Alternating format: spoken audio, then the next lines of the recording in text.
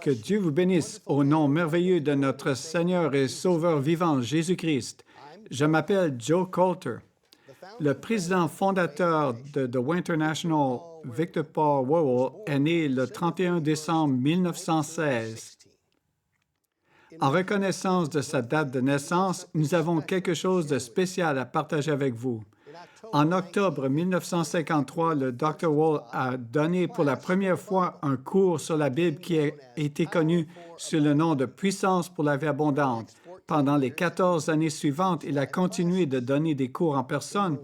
En novembre et décembre 1967, le Dr. Wowell a filmé le cours pour pouvoir atteindre une audience plus large et pour racheter le temps. Une fois terminé, le film durait plus de 30 heures. Le fait de pouvoir présenter le film du cours Puissance pour la vie abondante a joué un rôle majeur dans la diffusion de la parole de Dieu à travers le monde. Pour vous bénir, voici le premier segment du cours Puissance pour la vie abondante. Dans cette première séance de ce cours de recherche biblique sur Puissance pour la vie abondante, j'aimerais que vous puissiez prendre votre Bible et que vous puissiez aller à l'Évangile de Jean, au 10e chapitre. Et ici, dans ces 10e versets de ce 10e chapitre, nous avons l'une des écritures fondamentales de ce cours. En fait, c'est cette écriture qui a littéralement bouleversé ma vie il y a de nombreuses années. C'est cette écriture qui m'a amené à me lancer dans la recherche biblique. En Jean chapitre 10, verset 10, nous lisons, Jésus a dit, « Moi, je suis venu afin que les brebis aient la vie et qu'elles soient dans l'abondance, ou selon les textes, qu'elles l'aient surabondamment. » Jésus a dit qu'il était venu pour que les hommes et les femmes aient la vie et qu'il l'aient surabondamment. Vous savez, ces versets de l'Écriture ont changé ma vie. Nous étions dans le ministère et nous allions de l'avant avec les choses que nous pensions être les choses de Dieu, mais d'une manière ou d'une autre, nous manquions d'une vie abondante dans presque toutes les catégories. Et me voici un jour, je lisais dans la parole de Dieu que Jésus était venu pour que nous ayons la vie et que nous l'ayons surabondamment. Cela m'a en quelque sorte ébranlé car en observant les différentes personnes dans les églises et dans les communautés où je servais et parmi les ministres avec lesquels je travaillais, maintes fois je ne voyais pas une vie abondante. Je regardais dans le monde séculier et je voyais que des gens qui n'étaient même pas des chrétiens manifestaient une vie plus abondante que bien souvent les gens de l'Église. J'ai donc commencé à me poser cette question. Si Jésus-Christ est venu pour que les hommes et les femmes aient une vie surabondante, pourquoi les croyants chrétiens ne manifestent même pas une vie abondante? Ensuite, j'ai remarqué que ce verset dit qu'il n'est pas seulement venu pour donner une vie abondante, il est venu pour que nous ayons la vie et que nous l'ayons surabondamment. Vous savez, je crois que la plupart des gens seraient reconnaissants, n'est-ce pas? La plupart des croyants chrétiens s'ils manifestaient au moins une vie abondante. Mais ce n'est pas ce que dit la parole. La parole dit que Jésus-Christ est venu pour que nous ayons non seulement la vie abondante, mais que nous ayons une vie qui est surabondante. Une vie surabondante. Eh bien, mesdames et messieurs, si Jésus-Christ est venu pour que nous ayons la vie et que nous l'ayons surabondamment, soit il a dit la vérité, soit il a menti. S'il nous a menti ici dans la parole de Dieu, lorsqu'il a déclaré qu'il était venu pour que nous ayons la vie et que nous l'ayons surabondamment, s'il nous a menti, alors la meilleure chose que nous puissions faire, vous et moi, c'est de flanquer tout cela en l'air, jeter tout cela. Mais s'il a dit la vérité, s'il voulait dire ce qu'il a dit et il a dit ce qu'il voulait dire lorsqu'il a déclaré qu'il était venu pour que nous ayons la vie et que nous l'ayons surabondamment, mesdames et messieurs, d'une manière ou d'une autre, il doit y avoir quelque part des clés. Il doit y avoir des indications qui vont nous guider à comprendre et recevoir cette vie qui est surabondante. Et je crois que ce cours sur Puissance pour la vie abondante est l'un des tremplins pour mettre cela à la disposition des gens. Ce que Jésus-Christ a fait et ce qu'il est venu faire est le plus grand secret au monde aujourd'hui. Le plus grand secret au monde aujourd'hui. Et c'est ce grand secret que nous voulons déclarer et faire connaître. Un secret est comme un mystère, parfois comme le sac à main d'une femme. Ce qu'elle a dedans, c'est un mystère. Une fois qu'on l'ouvre, une fois qu'on voit ce que cela contient, ce n'est plus un mystère. Le plus grand secret au monde aujourd'hui est que Jésus-Christ est vraiment venu pour rendre disponible aux croyants la vie surabondante. Et c'est l'objectif de ce cours de recherche biblique. Aider nos gens, nos enfants, nos jeunes et nos adultes à faire appel à ces ressources afin de manifester cette vie surabondante. Il s'agit d'un cours sur les clés. Je ne vais pas vous enseigner les Écritures, chaque verset de Genèse 1:1 à Apocalypse 22:21. Ce n'est pas l'objectif de ce cours. Mais, par la miséricorde et la grâce de Dieu, je compte vous présenter toutes les clés fondamentales de la parole de Dieu, de Genèse à Apocalypse, qui vous permettront de découvrir cette vie que Jésus-Christ est venu rendre disponible, c'est-à-dire la vie surabondante. C'est pourquoi les clés de ce cours devraient nous faire parvenir à la certitude au milieu de l'incertitude de notre époque. Cette parole de Dieu et la grandeur de la révélation de Dieu devraient nous servir d'un rocher ferme dans la mer des spéculations qui nous entoure de toutes parts. Et je veux que ce cours sur puissance pour la vie abondante soit pour vous un ancrage sûr dans l'océan des doutes qui nous entourent. Et aujourd'hui, bien sûr, il y a tant de doutes et d'insécurité, d'indifférence, que si nous pouvons revenir aux clés de la parole de Dieu et définir ces clés pour que vous puissiez les utiliser avec une exactitude mathématique et une précision scientifique, alors une fois de plus, vous pouvez commencer à marcher et vous pouvez commencer à manifester cette vie surabondante. Cette première leçon, la première leçon de cette première séance du cours Puissance pour la vie abondante, traite du plus grand secret au monde aujourd'hui. Et savez-vous ce qu'est littéralement ce plus grand secret au monde aujourd'hui? C'est que la Bible est la parole et la volonté de Dieu révélée. Le plus grand secret au monde aujourd'hui, où que ce soit, est que la Bible est la parole et la volonté de Dieu révélée, parce que la plupart des gens n'y croient tout simplement pas. Même ceux qui sont profondément spirituels suppriment une partie de la parole de Dieu et on ajoute une autre. Mesdames et messieurs, soit la Bible est la parole de Dieu de Genèse à Apocalypse, soit elle n'est la parole de Dieu nulle part. Et le plus grand secret au monde aujourd'hui est que la Bible est la parole et la volonté de Dieu révélée. Voilà les grands secrets. Vous savez, j'aimerais l'exprimer autrement. La parole de Dieu est la volonté de Dieu. C'est ça notre puissance pour la vie abondante. C'est comme c'est écrit ici, au-dessus, sur ces tableaux, et vous allez le voir des centaines de fois pendant ce cours. La parole de Dieu est la volonté de Dieu. La parole de Dieu étant la volonté de Dieu, c'est le plus grand secret au monde aujourd'hui. Pour commencer à approfondir ces sujets, j'aimerais que vous preniez votre Bible et que vous alliez dans le livre de Jérémie. Le livre de Jérémie, c'est dans l'Ancien Testament, Psaume, Proverbe, Ecclésiaste, Cantique des Cantiques, Ésaïe, Jérémie. Et là, au chapitre 2, au verset 13 de ces chapitres, écoutez ce que dit cette parole de Dieu. Car mon peuple a commis un double péché. Ils m'ont abandonné, moi qui suis une source d'eau vive, pour se creuser des citernes crévassées qui ne retiennent pas l'eau. À qui Dieu s'adresse-t-il? Il dit « mon peuple ». Il parle à son peuple. Il ne s'adresse pas à ceux qui sont en dehors du bercail. Il parle à ceux qui sont à l'intérieur de la bergerie. Pour ainsi dire, il dit « mon peuple a commis un double péché ». Premièrement, il dit « ils m'ont abandonné, moi qui suis une source d'eau vive ». Dieu est une source. Une source a un approvisionnement illimité. C'est ceux qui ont fait une source. Et Dieu a dit que son peuple l'avait abandonné. Lui, la source d'eau vive.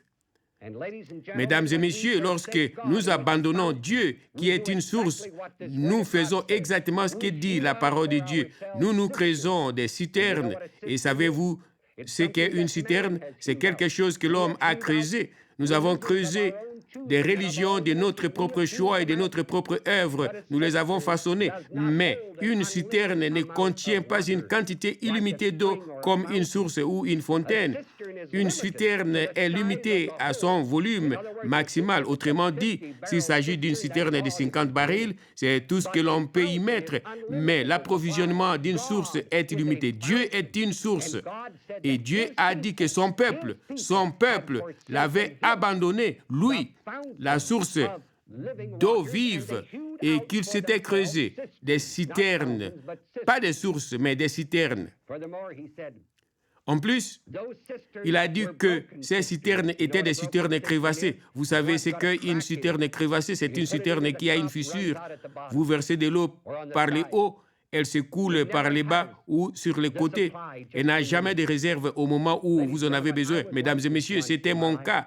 À un moment donné de ma vie, moi aussi, je croyais avoir forgé un merveilleux système théologique. J'avais lu ceci, j'avais lu cela, j'avais conclu ceci et cela. Mais au moment où j'avais besoin de la puissance, je n'en avais pas. Au moment où j'en avais le plus besoin, d'une manière ou d'une autre, j'avais l'impression d'épuiser dans un trou vide. C'est peut-être ce qui m'a amené à ces années de recherche biblique. Dis-moi, cela m'a préparé, m'a aidé à me lancer dans ces domaines. Vous voyez, Dieu dit que son peuple l'a abandonné, lui, la source d'eau vive, et cela ne peut entraîner qu'une chose, ils se creusent leurs propres citernes, et elles seront des citernes crevassées qui ne pourront pas retenir l'eau. Avez-vous déjà posé la question ou pensé quel est le plus grand péché qu'un homme puisse commettre? Si vous marchez dans les rues de votre ville ou de votre quartier ou localité demain et vous demandez aux gens quel est le plus grand péché que vous pouvez commettre, savez-vous ce qu'ils vont dire? Eh bien, une personne va dire que c'est le meurtre, une autre va dire que c'est l'adultère, une autre va dire quelque chose d'autre. Il y aura une foule de suggestions quant au plus grand péché. Savez-vous ce que dit la parole de Dieu au sujet du plus grand péché qu'un homme puisse commettre? Eh bien, Matthieu 22, 36, et les versets suivants vous le déclarent, et je suis sûr que presque vous tous le connaissez bien. C'est le premier grand commandement. Matthieu 22, 37 et 38. Jésus lui dit, tu aimeras le Seigneur ton Dieu de tout ton cœur, de toute ton âme, de toute ta pensée. C'est le premier et le plus grand commandement. Mesdames et messieurs, si tel est le premier et le plus grand commandement, tu aimeras Dieu de tout ton cœur, de toute ton âme, de toute ta pensée et de toute ta force. Permettez-moi de vous poser une question. Quel est alors le premier et plus grand péché? Le premier et le plus grand péché, par pure logique, c'est de violer le premier et le plus grand commandement. C'est de ne pas aimer Dieu, d'aimer autre chose de plus que nous aimons Dieu, en mettant quelque chose devant Dieu, en créant nos propres systèmes religieux, nos propres idéologies et nos propres motifs et des pensées, plutôt que d'adhérer à la révélation divine de la merveilleuse et inégalable parole de Dieu. Le premier, le plus grand des péchés est de mettre quoi que ce soit avant Dieu, ne pas l'aimer de tout notre cœur, de toute notre âme, de toute notre pensée, de toute notre force. Et voici le second, qui lui est semblable, tu aimeras ton prochain comme toi-même. De ces deux commandements dépendent toute la loi et les prophètes. J'aimerais que vous regardiez également Osée 4. J'aimerais que vous les remarquiez. Vous voyez en Osée chapitre 4, j'aimerais que vous les remarquiez. Vous voyez en Osée chapitre 4 au verset 6. J'aimerais partager ces versets avec vous parce que nous voyons encore la grandeur de la merveilleuse, inégalable parole de Dieu.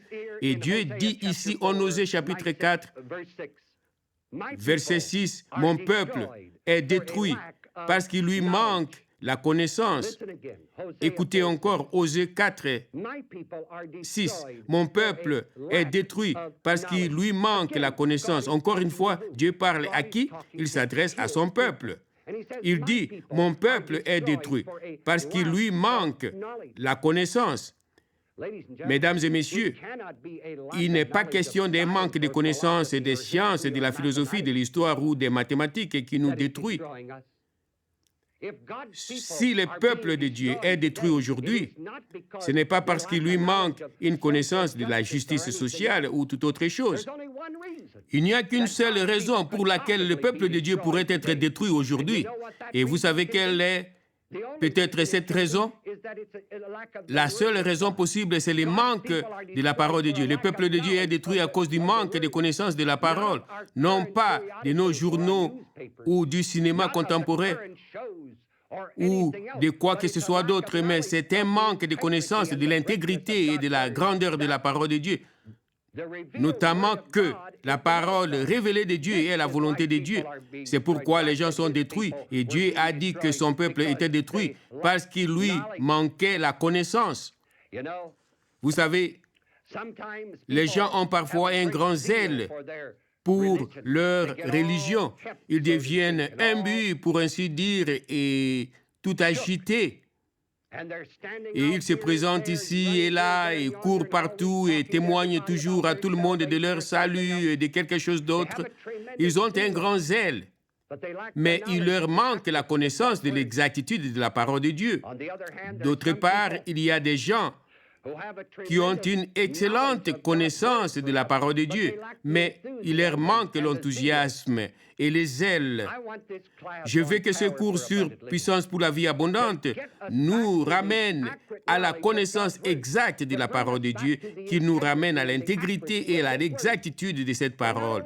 Mais non seulement cela, je veux que ces cours nous remplissent de vie et de vitalité à tel point que nous éprouvions encore les zèles et l'enthousiasme pour proclamer la parole avec assurance. Les gens me disent souvent dans ces cours sur puissance pour la vie abondante, Dr. Wewell, vous êtes vraiment passionné au sujet de cette affaire. C'est vrai, pourquoi ne devrais-je pas l'être? Pourquoi ne devrais-je pas me préoccuper de la grandeur de la parole de Dieu? Parce que, mesdames et messieurs, cette parole de Dieu s'exprime avec une exactitude mathématique et une précision scientifique. Elle s'exprime clairement avec logique et sans détour. Et c'est ainsi qu'elle fonctionne à maintes reprises. Pourquoi ne devrais-je pas m'y investir et être enthousiaste à ce sujet? Vous savez, lorsque je pratiquais du sport, et j'ai joué au basketball à l'université et un peu au basketball professionnel, j'en étais très enthousiaste. Je m'y investissais beaucoup. J'avais un zèle extrême pour ces sports. Pourquoi ne pas avoir un zèle extrême pour la grandeur de la parole de Dieu? Un homme peut assister à un événement dans un grand stade quelque part et on dit qu'il est amateur de football, de basketball ou toute autre chose. Mais lorsque quelqu'un ose se montrer passionné pour la grandeur de la parole de Dieu, on le prend pour un toqué. Quelque chose cloche avec notre échelle de valeurs. Il n'y a rien qui cloche pour nous, sinon que la parole de Dieu est si merveilleuse, si fascinante, si riche, que lorsque Jésus-Christ est venu et qu'il a dit qu'il est venu pour que nous ayons la vie et que nous l'ayons surabondamment, mesdames et messieurs, il a dit ce qu'il voulait dire et il voulait dire ce qu'il a dit. C'est pourquoi la Bible est cette merveilleuse parole révélée et la merveilleuse volonté de Dieu. Nous devons non seulement acquérir la connaissance dans ce cours sur puissance pour la vie abondante, la connaissance de l'intégrité et de l'exactitude de la parole de Dieu, mais aussi les zèles, la croyance enthousiaste, la préoccupation que d'autres hommes et d'autres femmes puissent la connaître. Maintenant, pour faire appel à ces merveilleuses ressources de la puissance de Dieu, pour que votre vie s'harmonise et que la grandeur de cette merveilleuse puissance de Dieu réside en vous.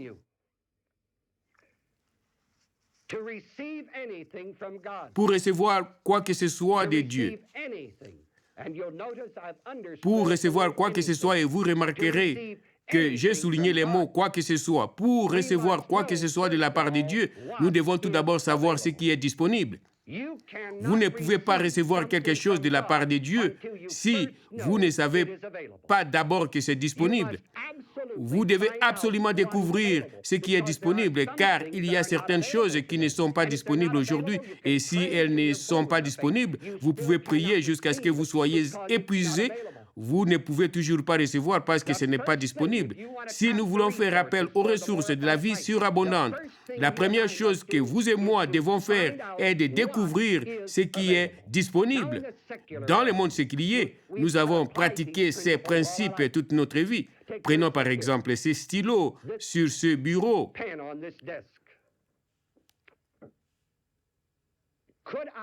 Aurais-je pu les recevoir s'ils n'étaient pas disponibles? Certainement pas. Je découvre premièrement ce qui est disponible. Les voici, c'est disponible. eh bien, je constate qu'il est disponible. C'est ce que je dois découvrir en premier lieu. Qu'est-ce qui est disponible?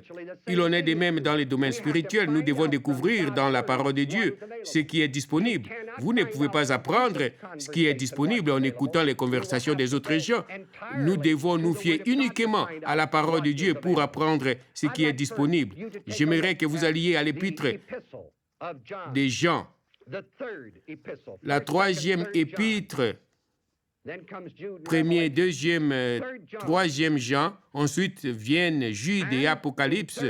Dans la troisième épître de Jean, au verset 2, écoutez ceci. Bien-aimé, je souhaite que tu prospères à tous égards et sois en bonne santé, comme prospère l'état de ton âme. Quelle est la volonté de Dieu? Bien-aimé, je souhaite que tu prospères à tous égards. Savez-vous ce que signifie prospérer? Tout simplement prospérer. Tout homme d'affaires sait ce que signifie prospérer. La volonté de Dieu pour les croyants est qu'ils prospèrent à tous égards. Il n'a jamais voulu que les chrétiens soient réduits à la pauvreté et à la misère dans tous les domaines de sa vie. Il a voulu que les croyants chrétiens prospèrent. Bien-aimé, je souhaite, premièrement, que tu prospères à tous égards et deuxièmement, que tu sois en bonne santé, comme prospère l'état de ton âme. Dieu n'a jamais voulu que les croyants chrétiens soient malades tous les jours de sa vie. Il n'a jamais voulu que les croyants chrétiens soient remplis de frustrations, de craintes, d'inquiétudes et de tout le reste. Dieu a voulu que nous prospérions et que nous soyons en bonne santé. Eh bien, si c'est la parole de Dieu et c'est ce que dit la parole de Dieu, alors ça doit être disponible. Comment pourrais-je prospérer si cela n'est pas disponible? Comment pourrais-je être en bonne santé si cela n'est pas disponible? Ainsi, la première chose que nous devons découvrir dans notre quête de faire appel aux ressources de la vie surabondante est ceci: pour recevoir quoi que ce soit de Dieu, nous devons découvrir ce qui est disponible. J'aimerais vous montrer quelques autres passages en Philippiens. Philippiens, chapitre 4. Philippiens chapitre 4, le verset 19 est un passage très familier à beaucoup de gens. Philippiens chapitre 4 et au verset 19. « Et mon Dieu pourvoira à tous vos besoins selon sa richesse, avec gloire en Jésus-Christ. » Eh bien, s'il va pourvoir à tous nos besoins, il n'a pas dit notre avidité, il va pourvoir à tous nos besoins selon sa richesse avec gloire. S'il va faire cela, alors cela doit être disponible, n'est-ce pas? Si ce n'était pas disponible, il ne pourrait pas le pourvoir. Nous allons donc découvrir ce qui est disponible. Regardez 2 Corinthiens, Actes, Romains, 2 Corinthiens. Au chapitre 9 de 2 Corinthiens, au verset 8, écoutez ceci. Et Dieu peut vous combler de toutes sortes de grâces, afin que, possédant toujours en toutes choses de quoi satisfaire à tous vos besoins, vous ayez encore en abondance pour toute bonne œuvre. Alors comment allons-nous posséder toujours en toutes choses de quoi satisfaire à tous nos besoins si ce n'est pas disponible? Voyez-vous pourquoi, si nous voulons faire appel aux ressources de la vie surabondante, nous devons d'abord et avant tout découvrir ce qui est disponible. Regardez Romains, remontez d'un livre, Romains chapitre 8. Au verset 37 de ce 8e chapitre de Romains se trouve une autre merveilleuse section de la parole de Dieu nous parlant de quelques-unes des choses qui doivent être disponibles. Romains 8, verset 37. « Mais dans toutes ces choses, nous sommes plus que vainqueurs par celui qui nous a aimés. » Eh bien, si nous sommes plus que vainqueurs dans toute situation, cela doit être disponible. Comment pourrais-je être plus que vainqueur si ce n'était pas disponible? Vous voyez donc pourquoi il est si important de découvrir ce qui est disponible, parce que les hommes et les femmes vont dire maintes fois que quelque chose est disponible lorsqu'elle ne l'est pas. D'autres choses qui sont disponibles, ils vont dire qu'elles ne le sont pas. Vous et moi devons revenir à la parole de Dieu pour découvrir ce qui est disponible. Maintenant, je vais vous montrer une autre chose qui est disponible en Éphésiens, Actes, Romains, Corinthiens, Galates, Éphésiens. Au chapitre 3 d'Éphésiens se trouve un merveilleux témoignage de la parole de Dieu. Écoutez ceci, en commençant au verset 16. du chapitre 3. Éphésiens 3, 16, afin qu'il vous donne, selon la richesse de sa gloire, d'être puissamment fortifié par son esprit dans l'homme intérieur. Comment serais-je fortifié par son esprit dans l'homme intérieur si ce n'est pas disponible? En sorte que, verset 17, Christ habite dans vos cœurs par la foi, afin qu'étant enracinés et fondés dans l'amour, vous puissiez comprendre avec tous les saints quelle est la largeur, la longueur, la profondeur et la hauteur, et connaître l'amour de Christ qui surpasse toute connaissance, en sorte que vous soyez remplis jusqu'à toute la plénitude de Dieu. Écoutez cela, afin que vous soyez remplis jusqu'à toute la plénitude de Dieu. Comment serais-je rempli jusqu'à toute la plénitude de Dieu si ce n'est pas disponible? Vous voyez donc pourquoi nous devons aller à la parole de Dieu pour découvrir ce qui est disponible. Comment pourrais-je appliquer les principes de la parole de Dieu et découvrir ce que Dieu veut que je fasse si je ne sais pas que quelque chose est disponible? Ainsi, la première chose que je cherche dans ma quête de faire appel aux ressources de la vie surabondante, c'est de découvrir ce qui est disponible. Vous savez, il y a plus de 900 différentes promesses dans la parole de Dieu qui nous permettront de prospérer et d'être en bonne santé. Vous ne pouvez utiliser, vous ne pouvez vivre que celles que vous connaissez. Combien en connaissez-vous? Vous voyez, si nous voulons découvrir ce que Dieu a mis à notre disposition, il n'y a qu'un seul endroit où nous pouvons aller. Nous devons retourner à la parole de Dieu pour découvrir exactement ce qu'il a mis à notre disposition. Et cela devient une quête très intéressante parce que maintes fois, les choses que les gens disent que Dieu fait, Dieu dans sa parole déclare exactement le contraire. Il déclare qu'il ne les fait pas. Les choses qu'ils disent que Dieu ne fait pas, il déclare dans sa parole qu'il les fait. Dans ce cours sur puissance pour la vie abondante, comme nous commençons nos recherches, nous découvrons nous-mêmes que la première chose à faire pour recevoir quoi que ce soit de Dieu est de découvrir ce qui est disponible. Je ne pourrais pas avoir ces stylos s'ils n'étaient pas disponibles. Il en va de même pour la parole de Dieu, mesdames et messieurs. Vous et moi devons découvrir dans les moindres détails ce qui est disponible.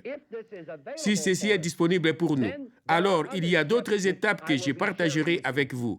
Mais assurons-nous, dans notre quête de la vie surabondante et dans notre recherche biblique, que la première chose que nous découvrons est ce qui est disponible. Nous ne serons donc pas soumis en tant que peuple de Dieu à être détruits à cause de notre manque de connaissances. Allons à la parole de Dieu pour découvrir ce qui est disponible, parce qu'une fois que nous savons ce qui est disponible, nous pouvons alors apprendre les autres principes qui sont nécessaires à rendre cette vie surabondante afin que nous puissions manifester la grandeur de la puissance de Dieu, la manifester pour que d'autres puissent aussi marcher dans l'abondance de cette puissance de Dieu. C'est pourquoi nous devons découvrir ce qui est disponible. Puissance pour la vie abondante a aidé beaucoup de gens à comprendre la parole de Dieu. Pour être efficace à notre époque, nous avons enregistré un nouveau cours plus court qui est sorti en anglais en 2022. Voici une avant-première du cours Puissance pour la vie abondante aujourd'hui en français. Puissance pour la vie abondante aujourd'hui. Dans ce cours, nous allons donc vous enseigner au sujet de la connaissance spirituelle, afin que vous puissiez puiser dans les ressources de la puissance de Dieu, afin que vous puissiez vivre la vie telle que Dieu l'a voulu, pleinement informé, pleinement équipé, prêt à tout et à la hauteur de toutes choses, grâce à celui qui infuse la force intérieure en vous, afin que vous puissiez vivre sans crainte. Le plus grand secret dans le monde aujourd'hui est que la Bible est la parole révélée et la volonté de Dieu. Le premier cours fondamental auquel j'ai pris part a changé ma vie. J'ai entendu Christ en moi.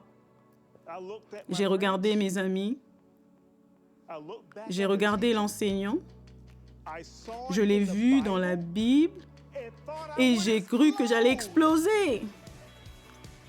Cela a tout changé. La foi a remplacé la peur. La détermination a remplacé le doute. La victoire a remplacé l'inquiétude dans la vie. Dieu a magnifié cette parole au-dessus de son nom. C'est l'opinion de Dieu sur ce qu'il a écrit.